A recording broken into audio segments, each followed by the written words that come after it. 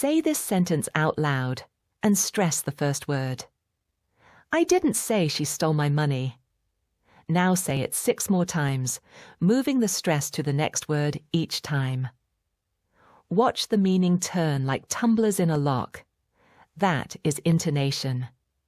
A voice can isolate one word and rewrite a whole sentence without changing a single letter of it. Now take away the voice.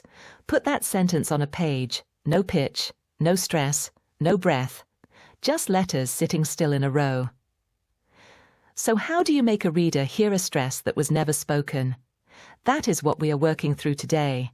7 tools and 1 craft principle underneath all of them.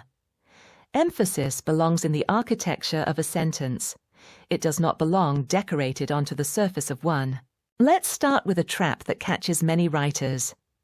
They reach for the same fix first. They italicize the word they want, stressed. It works once, it works twice. But by the 10th time in a manuscript, the reader stops feeling emphasis and starts feeling a tick across the page. Here is the harder truth underneath that habit. A sentence that only works because a word got italicized is a sentence that has not been built well enough yet. Italics are a patch. What we want is a real repair, and we have 7 tools to do it. Tool 1 is the strongest in the box. Rebuild the sentence. Instead of marking the stressed word, change the sentence's shape, so its importance is obvious from where it sits. Consider these lines.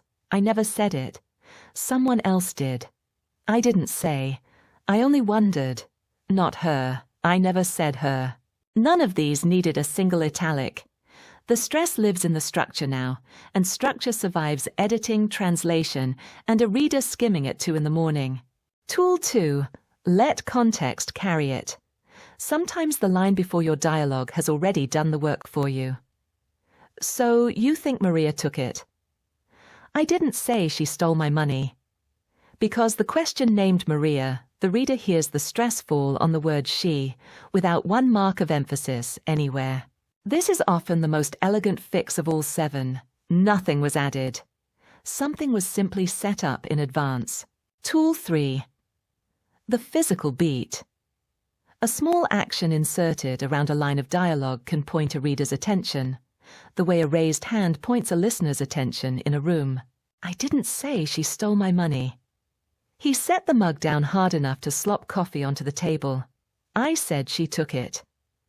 The beat tells the reader a correction is coming before the correction arrives.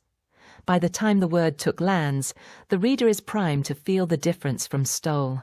Tool 4. Echo through a second voice. Let a second character restate the line. The correction that follows will isolate the exact word in dispute. You said she stole your money. I said she took it. There's a difference. 2 voices in contrast will often do more work than 1 voice alone ever could. Tool 5.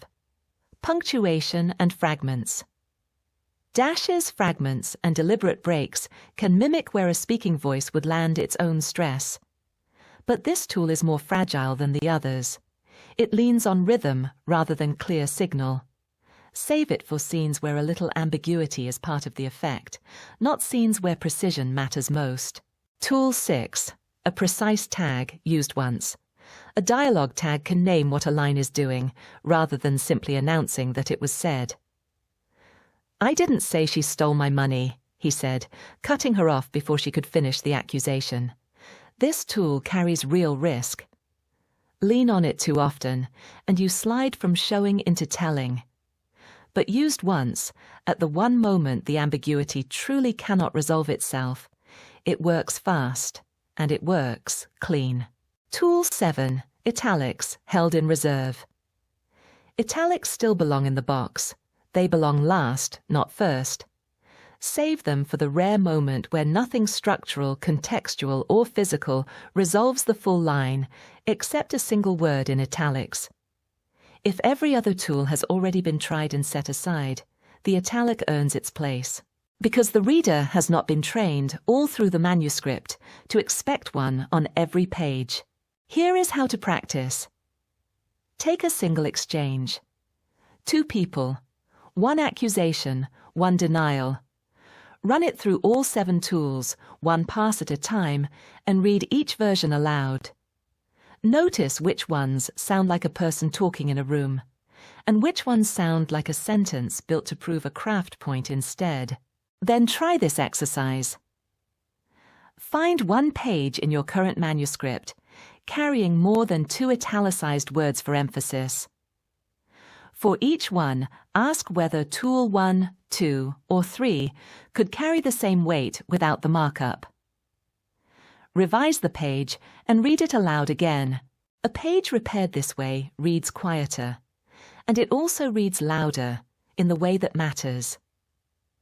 The reader hears the stress you meant without ever seeing you point at it.